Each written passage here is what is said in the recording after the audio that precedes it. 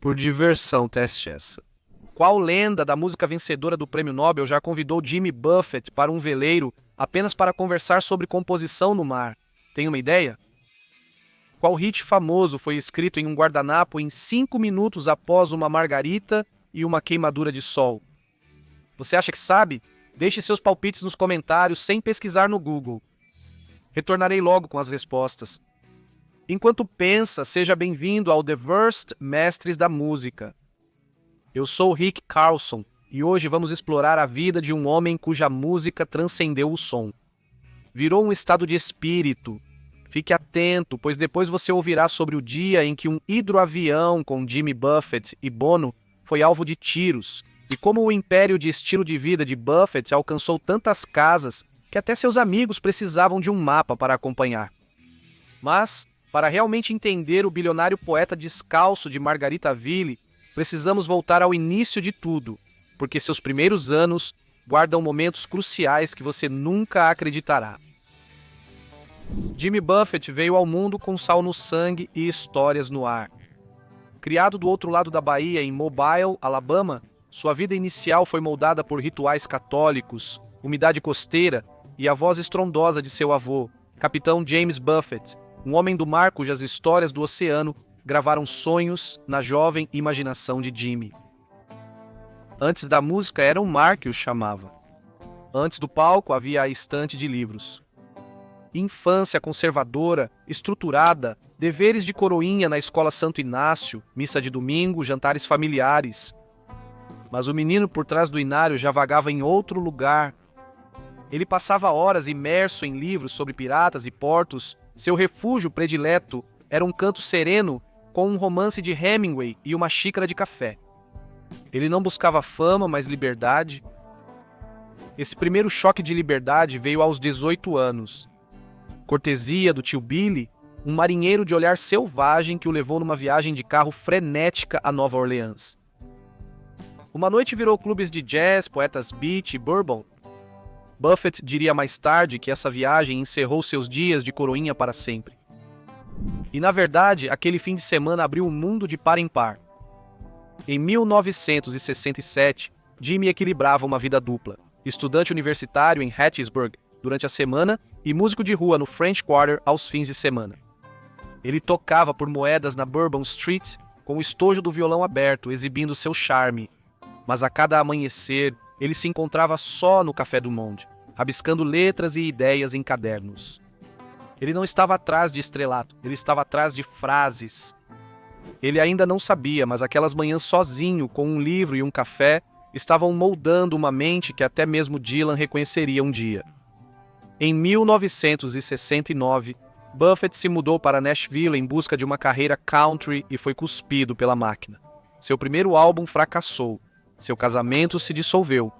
Aos 24 anos, ele estava falido, com o coração partido e sem opções, até que um amigo chamado Jerry Jeff Walker o jogou no banco de trás de um Packard surrado e o levou para o sul, para Key West. Eles entraram no bar Chart Room, e um bartender entregou a Jimmy uma cerveja por conta da casa. Buffett tomou isso como um sinal. Em Key West, ele tocava por cervejas e dormia em sofás, enquanto os acordes pronunciavam uma marca bilionária. Mas a liberdade tinha um preço, e Jimmy logo descobriria o necessário para transformar a fuga em expressão. Em 1973, Jimmy Buffett estava se virando em Key West, meio trovador, meio lenda local. Os dias eram passados pescando, as noites tocando por gorjetas no salão do Capitão Tony. Mas algo mudara. Ele não era só um cara com violão, era um contador de histórias encontrando seu som. Naquele ano, saudoso de casa e apaixonado, ele escreveu Come Monday para sua namorada Jane Slagsvold. Ele colocou isso em uma música, uma promessa através da distância. Porém, a maior prova de amor ainda estava por vir. Come Monday entrou no top 40 da Billboard e Buffett abriu um novo capítulo. Ele passou de surfar em sofás para um conforto modesto, com um Range Rover usado e uma casa alugada em Coconut Grove, podendo finalmente respirar. Mas respirar nunca significou desacelerar. Jimmy fez turnês incansavelmente de costa a costa em uma van desgastada com mais de 200 shows anuais. Durante os shows, ele conheceu Phil Clark, um traficante de drogas charmoso, perigoso e com histórias impressionantes. Phil vivia e morria pelo código que Buffett cantaria mais tarde, mas Jimmy ainda achava que tinha tempo. Então veio 1977. Começou com uma ressaca e uma queimadura de sol, e terminou com o hino de uma geração. Depois de um almoço regado a álcool em um restaurante mexicano em Austin, Jimmy rabiscou Margaritaville em um guardanapo. 5 minutos, 3 acordes, uma detonação cultural. A música disparou para o número 1, 8 nas paradas, mas mais importante, deu a Buffett uma mitologia. Os fãs não estavam apenas ouvindo, eles estavam se vestindo, jogando tubarões infláveis, trazendo bolas de praia. Agora era mais do que um show. Era carnaval e ele era o sumo sacerdote. Naquele ano, após uma turbulenta viagem de barco nas Ilhas Virgens, Jimmy teve uma alucinação com um hambúrguer de queijo. Faminto, queimado de sol e desesperado, foi quando a fantasia do hambúrguer de queijo o atingiu. Nasceu Cheeseburger in Paradise, misturando sobrevivência com sátira e aprofundando ainda mais sua persona de poeta da ilha. O mundo de Buffett prosperou materialmente. Uma casa modesta em Key West, um veleiro de 33 pés chamado Euphoria, e camarins com sanduíches cubanos e cerveja Land Shark antes mesmo de ter um logotipo. Espiritualmente, Jane ainda era sua âncora. Ela não era só a garota da música, mas a gravidade em uma vida à deriva. Mas o sucesso nem sempre vem com um mapa, e Jimmy logo descobriria o que significava se tornar o mascote de sua própria mitologia. Em meados dos anos 80, Jimmy Buffett não estava apenas surfando uma onda, ele era a própria maré. Margaritaville explodiu para além das paradas musicais. Aquela pequena canção havia se transformado em um mundo inteiro, e Jimmy tinha que viver dentro dele. Os concertos se transformaram em verdadeiras peregrinações à beira-mar. Os fãs vinham vestidos como papagaios, piratas, abacaxis, qualquer alter ego tropical que se encaixasse. Eles não eram apenas fãs, eles eram cidadãos do mundo dele. Cabeças de papagaio, eles se autodenominavam, um termo cunhado em um show de 1985 em Cincinnati, quando Jimmy notou o mar de camisas havaianas balançando. Era mais que música, era um ritual. Nos bastidores, o trovador descalço virou um fantasma da sala de reuniões.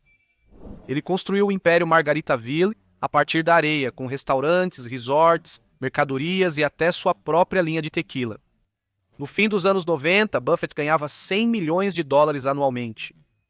O cara que vendia bebidas por gorjetas cresceu para entrar descalço em reuniões e sair mais rico do que seus chefes de gravadora imaginaram. Esse tipo de mitologia vem com ataques. Jimmy vendia liberdade, mas agora era seu trabalho representá-la. Cada show tinha que proporcionar escapismo, cada momento público uma vibe. E quando sua marca é despreocupada, não há espaço para desmoronar. Em 1994, um hidroavião Grumman que Buffett pilotava caiu na decolagem em Nantucket. Ele se afastou, mas o silêncio que se seguiu falou volumes. Em 1996, durante um voo para a Jamaica, seu avião foi alvejado por autoridades que o confundiram com uma aeronave de traficantes de drogas. Bono estava a bordo. Jimmy fez piadas, fez uma música sobre isso. Ele transformou tiros em letras, mas o quase acidente deixou uma cicatriz, apesar de ter rido disso. Foi engraçado nas manchetes, mas no cockpit mudou algo nele. Ao retornar para casa, a pressão invadiu sua vida pessoal. Jane era a âncora, mas até as âncoras cedem. Anos de turnê, tentação e distância os desgastaram. Eles se separaram silenciosamente, um afastamento que parecia mais doloroso do que público. Buffett criou uma fantasia a qual agora precisava corresponder. Porém, o homem por trás do mito estava se desgastando, e quando o artista da fuga precisa escapar de si mesmo, o único caminho é para dentro. Os anos 2000 não desaceleraram Jimmy Buffett, mas mudaram sua direção. Ele ainda estava lotando estádios, ainda era o flautista de Hamelin bronzeado pelo sol do escapismo. Porém, nos bastidores, algo mais sutil ocorria. O homem que uma vez disse, "Eu não quero ser famoso, eu quero ser livre", estava aprendendo que a verdadeira liberdade às vezes vem de enfrentar a si mesmo. Após 2 quase acidentes fatais, um nas águas ao largo de Nantucket em 94, outro sob tiroteio na Jamaica em 96, Buffett começou a fazer perguntas mais difíceis. Ele procurou terapia, passou a usar sapatos nos shows. E aquele acidente aéreo? A chamada para a terapia foi Buffett aprendendo que até os piratas têm limites. Esses acidentes não apenas abalaram suas asas, mas também aterraram sua alma. Ele passou a escrever mais, não apenas canções. Em 1998, a Pirate Looks at 50 atingiu o número 1 na lista de mais vendidos do New York Times, tornando Jimmy um dos poucos artistas a liderar tanto as paradas de música quanto as literárias. Foi mais do que um marco, foi uma realização. Ele realizou seu sonho de se tornar um escritor que tocava as pessoas. Em meio a tudo, um milagre silencioso. Jane voltou. Lembra da Jenny, a garota da música de amor? Ela voltou e desta vez trouxe a paz consigo. Reconciliados, no início dos anos 2000, após anos separados, mudaram-se para uma propriedade em Sag Harbor e começaram a viver de forma mais tranquila. Buffett trocou os ônibus de turnê por bicicletas, as noites tardias por jantares longos. Lembra daquela música de amor que ele escreveu há muito tempo? Ele precisou perder Jenny e reconquistá-la para entender o que isso significava.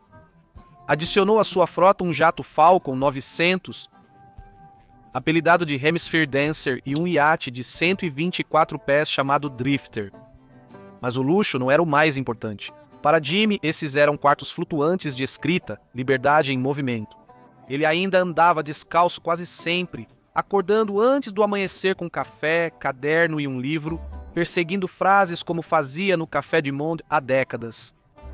E discretamente a marca seguiu crescendo. Hotéis Margaritaville, alimentos congelados e até uma vila de aposentados na Flórida, onde os fãs poderiam viver a música em tempo real. Mas todos os impérios, mesmo os tropicais, encaram o mesmo destino. E Jimmy Buffett, artista de fuga, empresário e poeta, começava a considerar seu último verso. Jimmy Buffett faleceu em 2023, rodeado por sua família, suas histórias e a brisa do mar que parecia segui-lo por toda parte. Ele tinha 76 anos. A causa, carcinoma de células de Merkel, um raro e agressivo câncer de pele.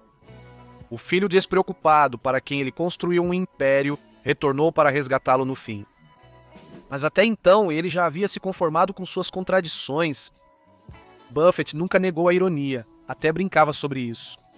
Esse era seu estilo, rir na tempestade e brindar de qualquer jeito. Em seus últimos anos, ele passou mais tempo em seu veleiro Drifter, navegando entre Sag Harbor, Palm Beach e as Bahamas. Ele ainda acordava cedo, café, livro, caderno. Os rituais nunca mudaram, ele continuou vagando. Ele só achou novos jeitos de se ancorar. A marca que ele construiu agora vale mais de $1 bilhão, estendeu-se muito além dos bares chic. Margaritaville tornou-se um símbolo, um humor, um multiverso. Ele escreveu em 5 minutos e seguiu cantando por 50 anos. E Cheeseburger no Paraíso, aquela fantasia? Tornou-se um estilo de vida, rede de restaurantes e hino, mostrando que por vezes a alegria começa como fome. Em entrevista recente, Buffett revelou estar colaborando com a filha Savannah em um projeto cinematográfico focado em histórias, não em música.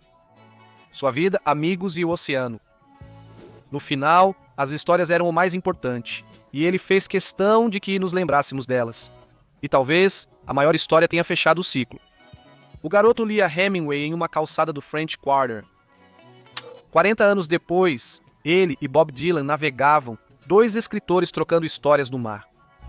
Quando a música parou, eles não foram para casa, eles levaram isso adiante. Parrot Heads brindaram a ele em camisas havaianas de Key West, a Califórnia. Estádios tocaram a Pirate Looks at 40 ao pôr do sol. E em algum lugar, um cheeseburger chiava ao lado de uma bebida congelada e alguém sorriu apenas porque sim. Buffett escapou do comum, mas retornou com mapas para os demais. O que você ama, ou talvez não ame, sobre Jimmy Buffett? O bilionário bardo descalço, o poeta da fuga, o homem por trás do mito? Conte-nos nos comentários. E se essa história te emocionou, inscreva-se para mais outra lenda está esperando na tela Caminho Diferente. Mesmo os ecos, vejo você lá.